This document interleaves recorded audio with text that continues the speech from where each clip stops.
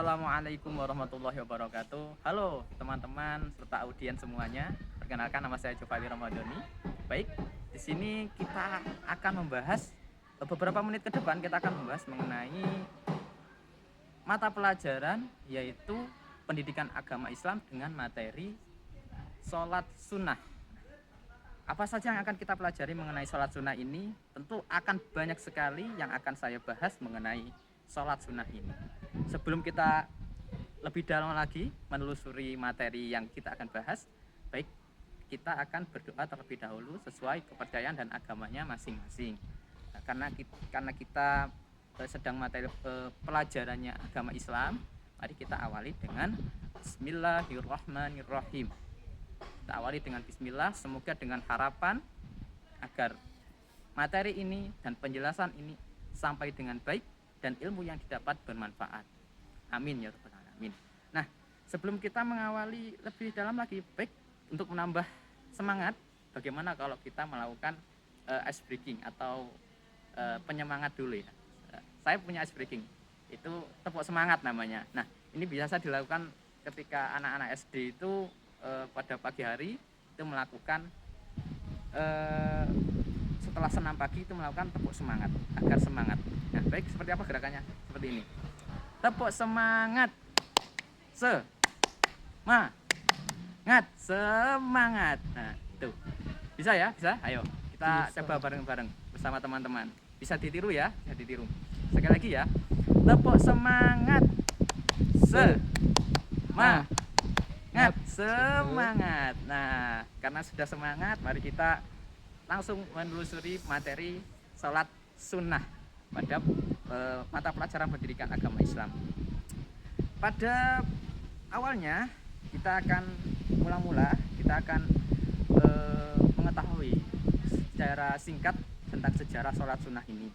Nah, saya teringat kepada cerita yang saya selalu pikirkan, di mana ketika sholat sunnah ini muncul, yaitu pada cerita Rasulullah SAW melakukan sholat sunnah tarawih di musola, namun beliau tidak melakukannya di musola terus menerus, tapi melakukan sholat sunnah di dalam rumah.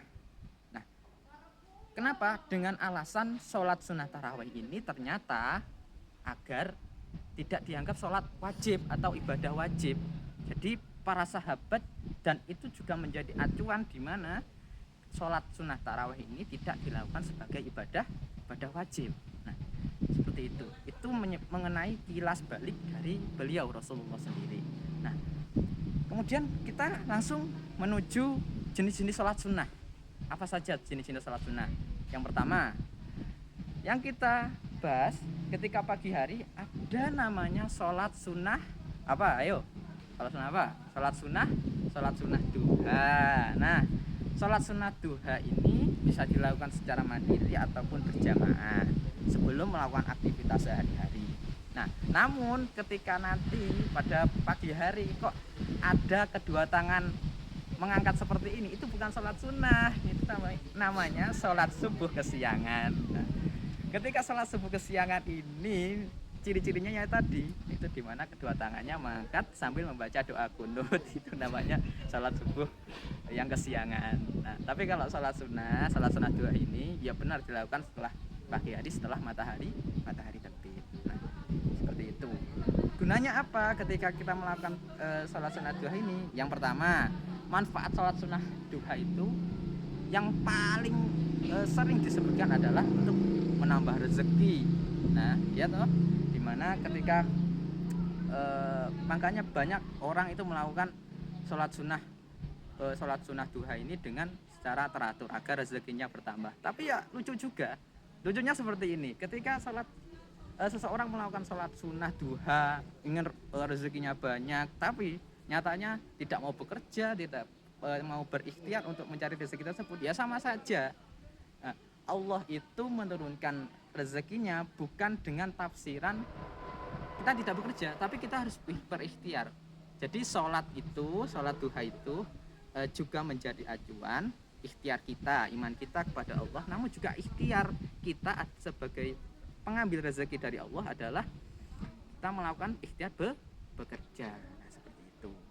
Jadi tidak hanya bubuk siang, bubuk pagi dan sebagainya ya, tapi harus ada ikhtiar itu. Nah, selain sholat duha ini, kemudian ada namanya sholat tahajud. Nah, sekarang pertanyaan saya, sholat tahajud ini dilakukan pada pagi hari, siang hari, atau malam hari? Ayo, sebutkan dalam 5 detik ya. 1, 2, 3, 4, 5.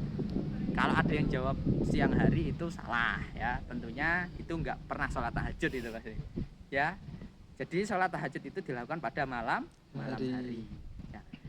Malam hari kita itu bangun, kita itu mengerjakan sholat sunnah tahajud 2 rakaat pun itu sudah cukup. Sholat tahajud apa hanya 2 rakaat? Tidak, sholat tahajud itu bisa berapa rakaat, sampai 8 rakaat pun juga bisa. Nah, untuk itu dimana kebanyakan orang juga kadang berpendapat seperti ini, sholat tahajud malam hari itu bangun dari tidur tapi tidak sholat tahajud, hanya kencing di kamar mandi ya, itu juga repot. Tapi makanya ketika malam hari kita sempatkan untuk ibadah sholat tahajud walaupun hanya 2 rakaat. Jika istiqomah terus menerus itu akan menjadi wasilah, itu akan menjadi hal baik dan positif bagi kita, energi kita nanti ketika pagi hari, dan dampaknya juga berkelanjutan. Nah, seperti itu. Kemudian ada sholat apa, ayo, jika sholat di bulan Ramadan, sholatnya gampang berjamaah di malam hari apa? Sholat tarawih ya, betul. Sholat tarawih ini juga fadilahnya besar. Nah, tadi kan saya awal sendiri kan sudah saya ceritakan di mana Rasulullah tidak melakukan sholat tarawih ini secara terus menerus di dalam masjid. Karena apa? Karena nanti dianggap sholat tarawih ini menjadi sholat wajib. Makanya beliau melakukan di dalam rumah. Tapi kebanyakan orang melakukan sholat tarawih ini juga aneh sekali. Sholat sunnah ketika sudah berbuka puasa, nongkrong di kafe, sholat tarawih itu sunnah kok. Iya benar sunnah, tapi itu menjadi nilai plus bagi kita. Nah, dan ketika mengandalkan referensi yang saya pakai tadi, di mana Rasulullah itu melakukan sholat sunnah di rumah, saya yakin itu melakukan, ada orang seperti itu, alah nanti bisa sholat sunnah di rumah kok. Jika ada orang yang berbicara seperti itu, saya yakin itu enggak sholat sunnah, itu karena perutnya terlalu kenyang, itu bisa tidur, itu ngorok itu ya. Jadi lebih baik ketika ada waktu sholat sunnah berjamaah ya kita lakukan sesempatnya, kita lakukan sesuainya, dimana dilakukan di masjid musola terdekat. Karena sebentar lagi kita memasuki bulan suci Ramadan, mari kita kuatkan iman kita dengan puasa wajib dan melakukan ibadah sholat sunnah tarawih. Tentunya bisa di musola, dan jika belum bisa gerakannya itu bisa dilakukan di musola karena berjamaah. Dan jika sudah bisa melakukannya sesekali, 2 kali, 3 kali di rumah, karena untuk menjadi acuan agar tidak menjadi sholat wajib. Kemudian yang setelah bulan Ramadan itu ada tuh yang namanya sholat 2 Id. Apa sholat 2 Id? Yaitu sholat sunnah Idul Fitri dan sholat sunnah Idul Adha. Nah, sholat sunnah Idul Fitri ini dilakukannya setelah subuh, yaitu dimana akhir bulan Ramadan kita masuk ke bulan Syawal. Nah, bulan Syawal itu kita melakukan namanya sholat sunnah Idul Fitri. Kemudian berapa rakaat untuk sholat sunnah Idul Fitri ini? Yaitu 2 rakaat ya, bukan 5 loh ya, 2 rakaat. Taman kalau 5 itu bukan sholat sunnah itu. Bukan sholat sunnah Idul Fitri, tapi 2 rakaat. Kemudian setelah sholat sunnah Idul Fitri ada beberapa bulan berikutnya kita menemui hari raya Idul Adha. Itu ada namanya sholat sunnah Idul Adha. Seperti itu. Nah, dari semua ini kita juga mengambil hikmah di mana sholat sunnah itu ternyata ada beberapa makna tersembunyi, di mana itu untuk menjadi kekuatan ikhtiar kita, mendekatkan diri kepada Allah, di mana semua itu terjadi agar menjadi pelengkap diri kita selain melakukan ibadah wajib. Seperti itu. Kemudian selain jenis-jenis sholat sunnah, kita akan belajar mengenai em, apa ya, kita akan belajar mengenai sholat atau pentingnya sholat sunnah. Nah, ya pentingnya sholat sunnah.